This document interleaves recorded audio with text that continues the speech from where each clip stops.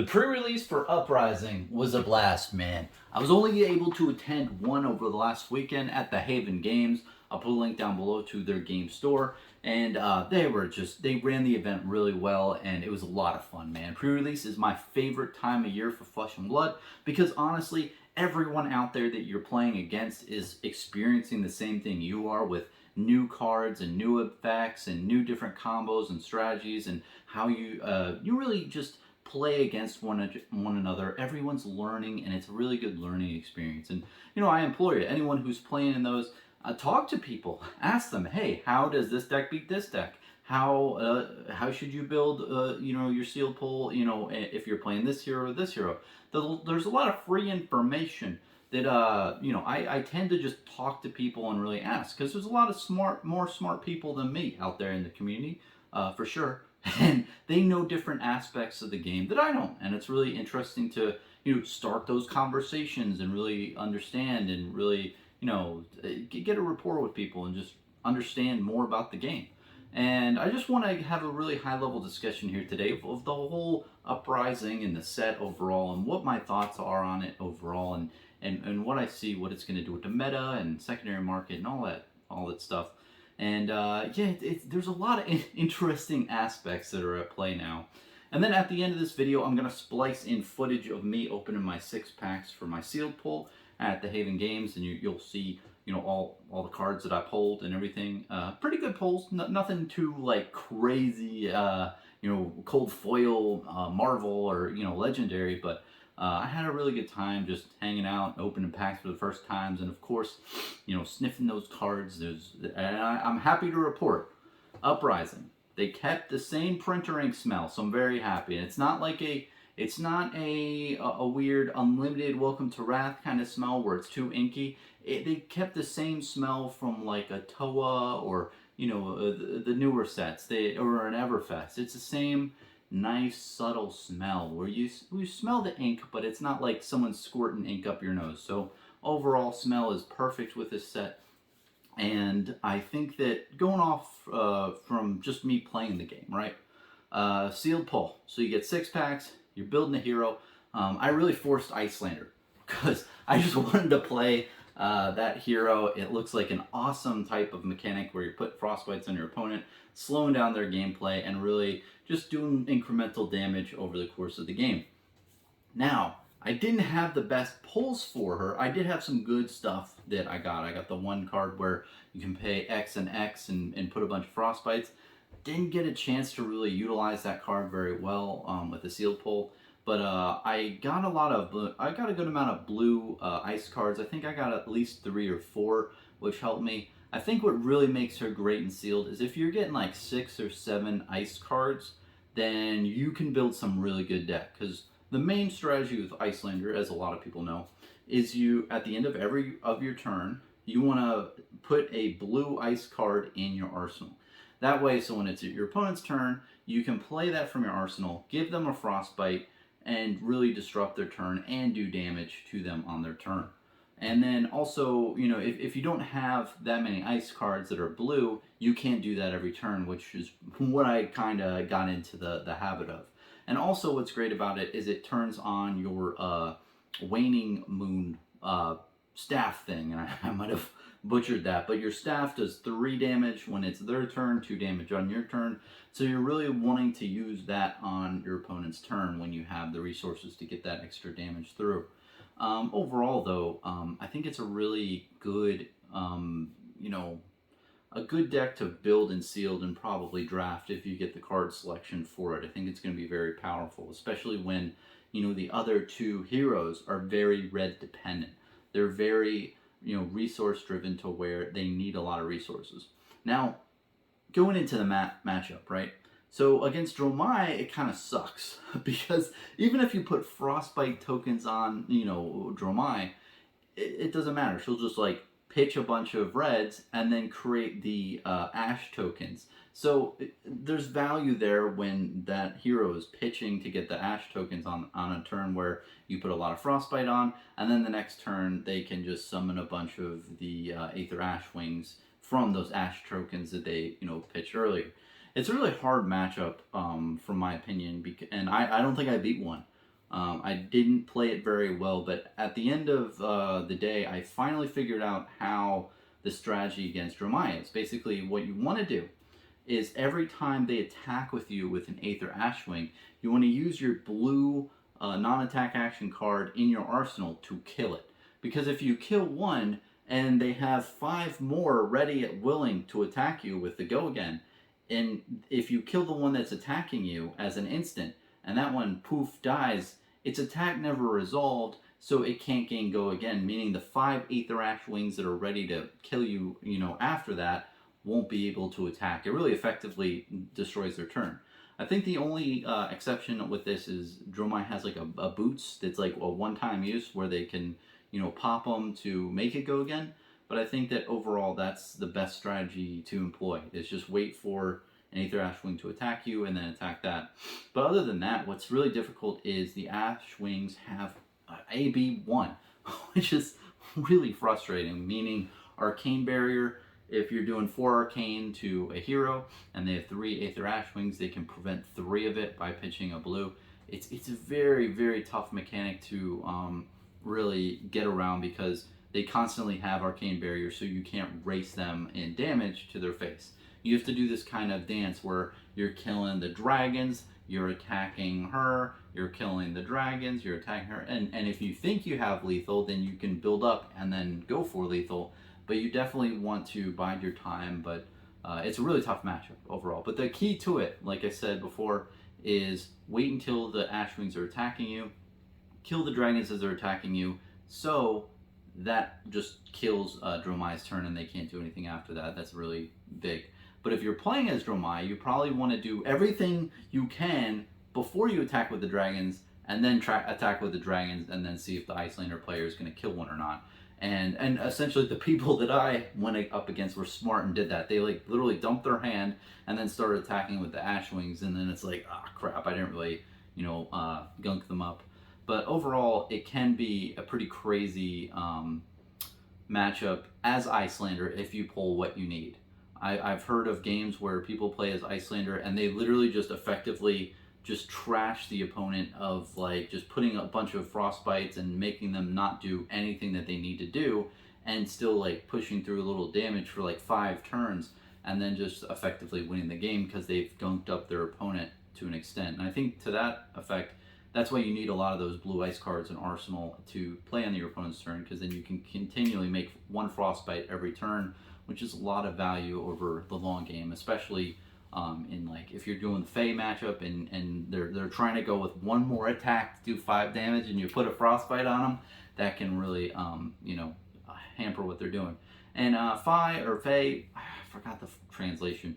That matchup is a little bit different. You really don't really care about destroying dragons as much, and what's great is they don't have as much Arcane Barrier or what's the other one? The other thing that prevents 1 damage, Quell.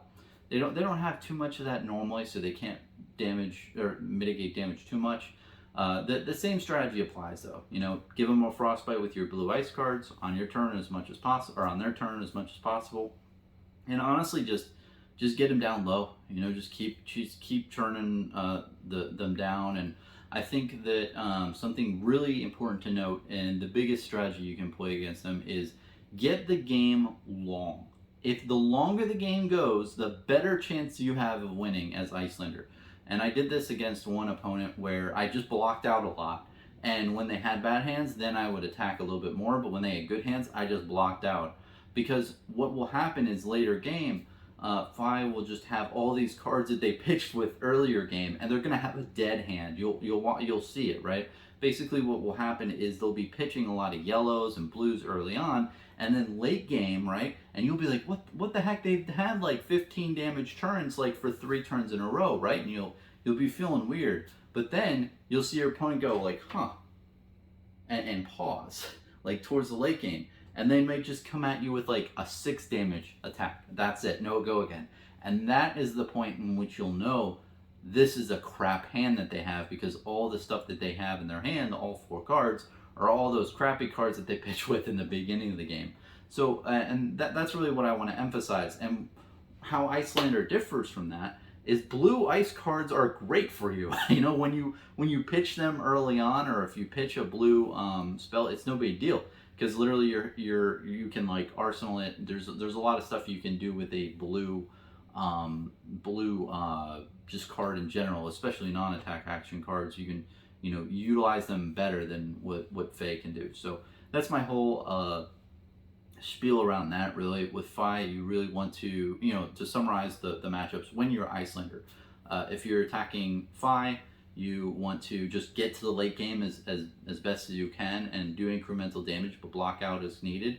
With Dromai, you want to disrupt their dragons when they're attacking you as much as possible, and then also just go back and forth between killing dragon, killing Dromai, killing dragon, killing Dromai. It's very hard. It's very hard to do that. Maximizing your staff as much as possible on their turn, but I felt like that was a harder matchup, and that could have just been me. And I have this many games under my belt, so take it with a grain of salt. I only won one game out of the 4. A lot of games were really close though, and it could have gone to either. It's just, you know, my opponent played better than me, and you know, it's all good. And I learned so much over, you know, short period of time over the weekend.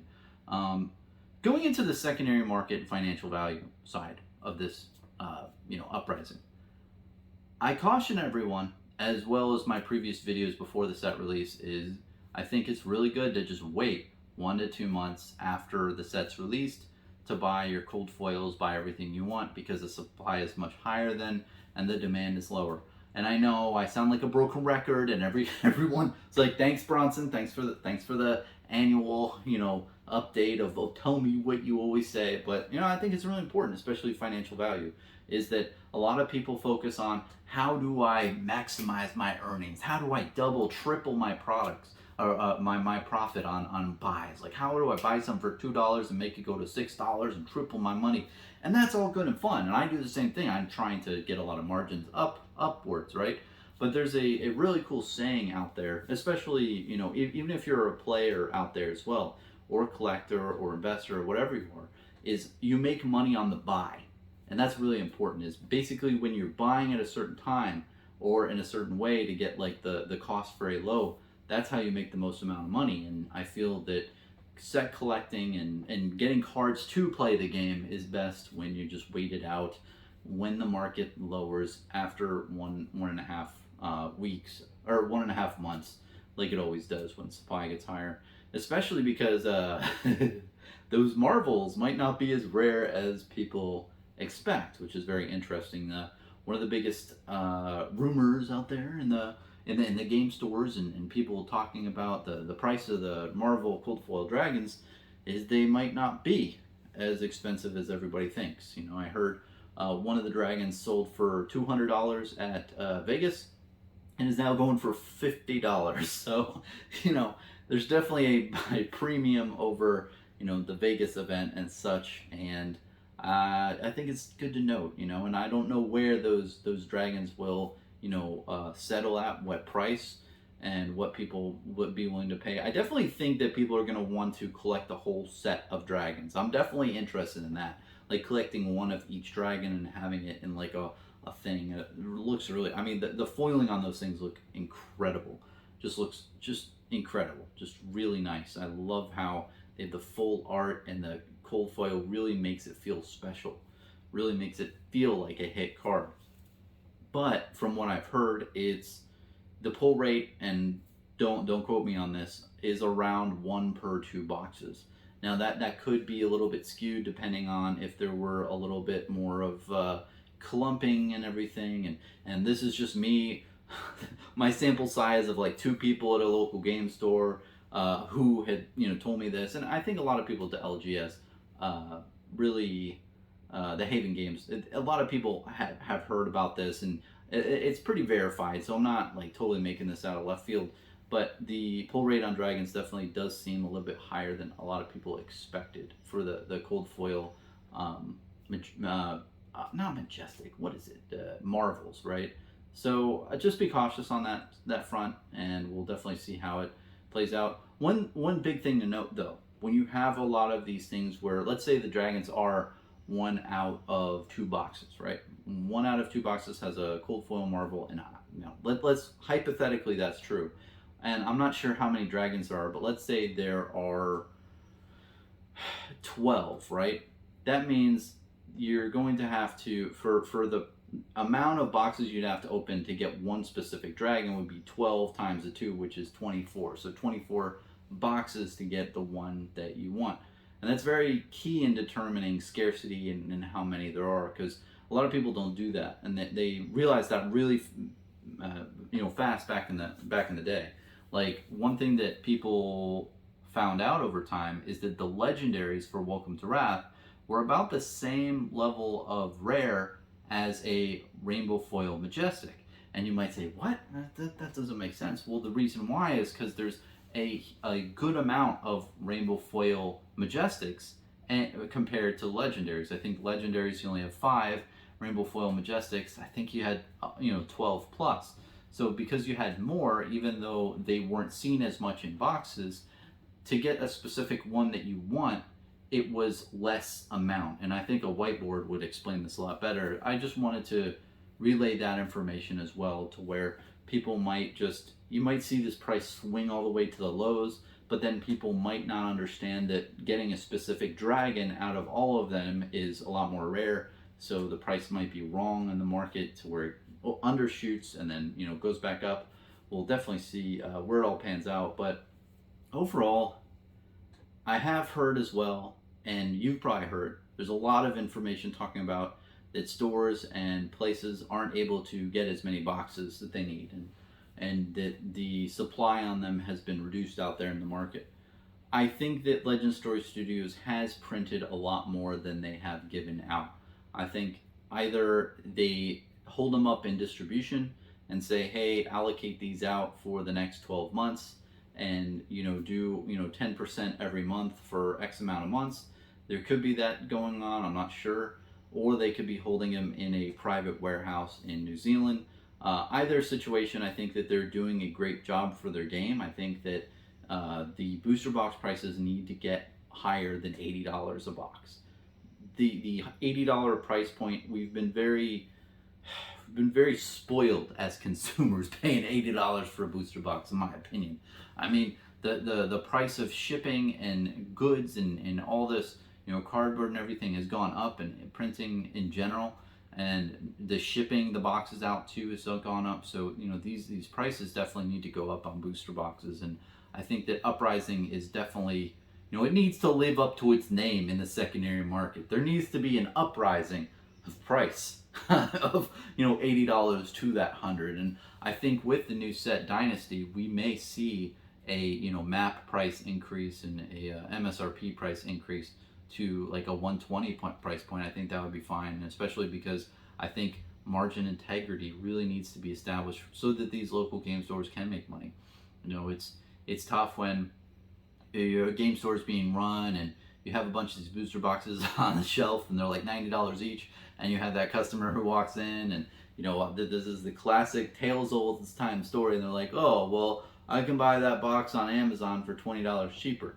It's like, well, you're in a game store, there's going to be a little bit of premium, of course, to get the product out. So it's a hard sell to those people.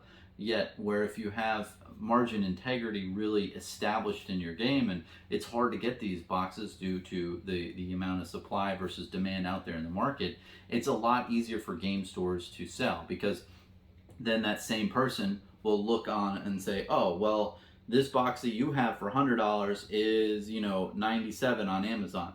It's like, well, that's just $3. That's no big deal. That's pennies.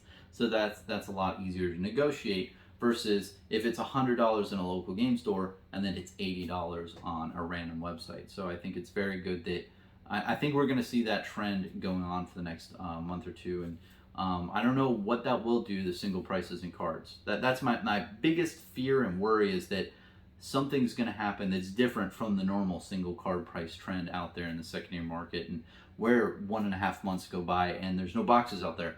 Like there's very little. LSS says, hey, we're gonna get we're supplying, trickling in, and it's coming, but it's not here yet.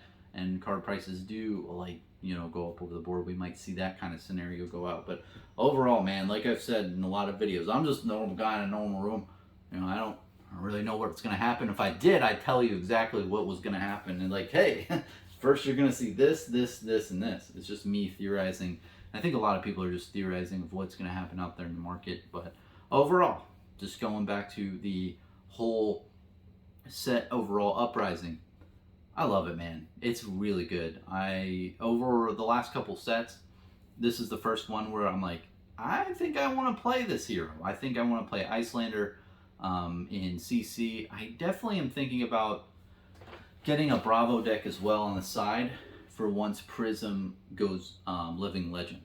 I just hate the Prism matchup. It's just not fun at all. As a Bravo player, there's different ways around it that you can play that I never could get a grasp of to beat that matchup. You're definitely unfavorable either way, but it's just a tough matchup overall. But I want to see either him or old him. I'll have as my like side deck to where I can play and play test that. But I really want to try Icelander. I want to make her work. I think there's a lot of really, really great combos out there that you can build, and you can really make it so your opponent with like 2 cards, or maybe for 3 cards in your hand as Icelander, your opponent plays a card to attack. I feel like there's a lot of ways that you can combo and just make it so they literally don't have a turn after they play their first card. You can just totally gunk them up with Frostbite tokens and just do a lot of arcane damage to where they just like literally can't do anything. So I think that she's going to be a really big deck in the meta, especially with a lot of the aggro that we're seeing now with Fi and then Ninja having a lot of new cards in their arsenal, and just the Runeblade matchup and everything. I think with the current aggro stuff out there now, the deck that has a lot of slow mechanics and making it hard for you to maximize your damage is going to be huge. Because the reason why people can do 20 to 30 damage on a turn is because setup and because they maximize the resources effectively. So if you can disrupt that in any way, even giving them 1 or 2 Frostbite tokens, you can turn a 30 damage turn from your opponent down to like a 15 or 10 damage turn because they just can't do anything after that. Especially with a couple ice cards that say literally, you don't have go again. Or the one where it was, Channel Lake Frigid seemed crazy. Like, you have to pay 1 extra every time you do anything. And you can have that up for easily 1 or 2, or easily 1 turn, possibly 2 turns, or 2 to 3 turns in effect, Channel Lake Frigid, which would just really halt an aggro deck. So overall, I think we're going to see aggro turn more mid-range and setup, and we're going to see a lot more if Icelander becomes a thing, but I don't know. I think it's a great deck, and it really resounds with my play strategy. I really like that disruption and just making your opponent discard and really grinding out deck. That's kind of my favorite type of decks to build. But anyway, that's kind of overall my impressions of Uprising. It really went above and beyond. The artwork, especially just getting into that a bit, is just beautiful. I think that from Monarch, they really stepped it up like 8 notches, and they've kept that pace, and this set is no different, especially with the Marvel rarity. It just the cards just pop so much, and when you get them, you feel like, wow, this is the shit. This is a good card. This is something that I want to own. And overall, the rest of the artwork that's not even foil, it looks really nice, and they've kept that level of professionalism in making their trading card game. So that aspect is huge, and having the first edition unlimited in 1 box. A lot of people, pretty long into this video, but a lot of people I think gave Legend Story Studios shit for Fab 2.0, and rightfully so in some aspects. Some things that just wasn't working, like the first edition unlimited, supposedly. I thought it wasn't too bad of a system in the past, but I think that the way that it didn't work in my mind is that it really divided the community. And it made people question, like, am I a player or am I a collector? And it really made you decide, and it made 2 products for separate groups, which I think was not good overall when you're, when you have a lot of players who do turn collectors, or collectors who do turn player. It's better to have just one product that has just for everyone. So that is, I think, a brilliant move by them. It took a lot of balls and guts to really reverse what they had established as a bedrock for their game, but I think it's going to really do a great job over the long run. And I do think they're going to print a good amount of boxes overall. They might throttle down the printing, I'm not sure, but we'll see where it goes, man. So anyway, Uprising, amazing set. Was a lot of fun playing in the Haven Games. I'll put a link down below to their website. They're a really great local game store, and you have Matt and James who run it, who are locals in the community, who've been in the Flesh and Blood community for a very long time. And in the words of Matt Heffelfinger, he said he's gonna die on the hill that's Flesh and Blood if come be. Like, he's just that passionate, and so is James, about doing Flesh and Blood events and getting a big community in the Orlando area, just fostering that. And it's just great to see, man. And it was a lot of fun to be a part of, and being with a lot of people in the community last weekend that I hadn't seen for a while. Hadn't been able to get out to locals in quite a bit, so seeing a lot of people that were just really good friends over the years, it's just really cool. But anyway, I'm gonna pan to the gameplay, or not the gameplay, just me opening 6 packs for Uprising. Thanks so much for watching, and peace, man. Everyone has 6 packs in front of you. You may begin opening them. The packs look like they have like cold foil on them. I know, they look really shiny. Ooh. AJ, is the stream ready up? Yeah, you guys are on stream. I'm just recording it. And I'm just recording Nick Murphy. He's only got 6 packs, so he's gonna. Do you want me to open them quickly, or? No. You open them at whatever speed you want, Nick. Okay. That might be part of the magic. I don't know. Oh, yeah, baby. Oh, sick. Ooh, okay. We'll take a break from Nick. nice. for- Very nice. Wow. I love that noise. Hey, there it is. Let's go. Maybe next trade to this one. Yeah, maybe it's shifted. No, I've heard even if you sit next to Nick Murphy, you get. Yeah, you get it's pulls. anyone surrounding me. So. Oh god, cold foil hit. Cold foil Helios. meter. Whoa! I haven't seen that yet. Heck yeah! It'd be really funny if they printed the like checklist card in cold foil. The Just as checklist like card. I got a cold foil. No, it would be That'd really be funny, awesome. though. Print That would error. be pretty cool. I'd want that. I would want it too, but it would also be kind of like you open the pack and you're like, wait, what? Yeah. Fuller, no cap. Nick, I said you didn't have to open fast. You're already in 3. Oh, zoom in. Zoom in. He's just too excited. He's waiting for that cold foil fade. Oh, this is so good. It's a checklist card for the double-sided card, so in your deck you don't have to play with it. Let me see that Yeah, card. so you don't have to like take it out of a sleeve, and because to play it unsleeved, you would have to have something with a regular back. Otherwise, you would know when you had that card on top of your deck. upside down. Yeah, they said that over there too. Yeah, same. It's crazy. Yeah. Yeah, one of them is. This is crazy. Card sorting machine at Cardamundi, flipping the rares upside down. Oh yeah. Yep, there it is. There's one upside down. Third dragon. Upside down Let's sift. go. Oh, what if what's the name of the one card? The reverse. What if that was upside down too? That would be funny. Yeah, it'd be Well, that's nuts. majestic. Isn't it? The double-sided? No, rewind. That's what it's Oh, called. rewind. The Yeah, where it backwards has stuff, it yeah. backwards. I was like, what if That rewind sounds was so backwards cool. and upside down? We got 2 packs left for Mr. Nicholas Murphy. I think I've used all my luck. Expecting. Yeah. You're on. Maybe I jinxed it. Uh-oh. Yeah, Oh we're no, still- I'm sorry, Nick. Oh no. Oh, there's the upside down. There's card. another upside down. We got a sift upside down, and we've got a dampen upside down. Nothing. I guess I shouldn't say the card title. Your deck is technically secret. Yeah. Well, nobody knows if you're playing it or not. Also, they're only rares. So. Oh my gosh, I think I'm playing Drone. Ooh, spicy. I haven't played Fi yet, but my pulse. Nick, how many pre-releases have you been to? 3. 3? Yeah. This will be the 3rd. Okay. This is it. And you played Icinder or Dromai every time? Yep. Those are the 2 I've played. Rainbow foil silken Ooh, form. rainbow foil. something. Okay. That's All right, good. all right. Nick, at least you pulled something. I guess I would have been so. really sad if like we just Is the no. how many packs do you got left, Nick? That's it. 0. That was it. Oh no. I got a foil M, regular M, and a foil equipment. Yeah. That's not bad. Cold foiling looks really good in this set. Yeah. It does. She's a beaut. All right, guys. It's a beauty. That's enough for this video. I hope I gave you some good content. Yeah. Some good fun stall content, just hanging out. Yeah, just hanging out. Oh my gosh, my Dromai deck seems wild. Thanks, Matt. Absolutely. Love picking up these paper goals. Dude, AJ, What are you, a streamer? my Are you streaming these breaks? my You Dromai pull deck in is so pretty nice. wild. paint to open those things, man. Oh, dude, let's go.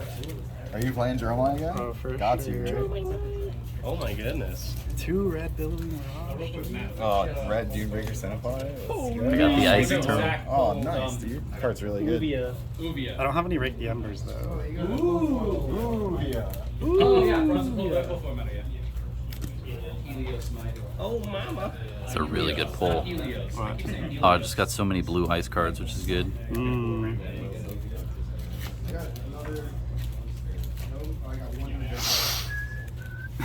The sniff. It's good shit. The whole sniff. They didn't change the inking. Smells dank. 6 red Asia cards. Blow these cards up and smoke them. Mm.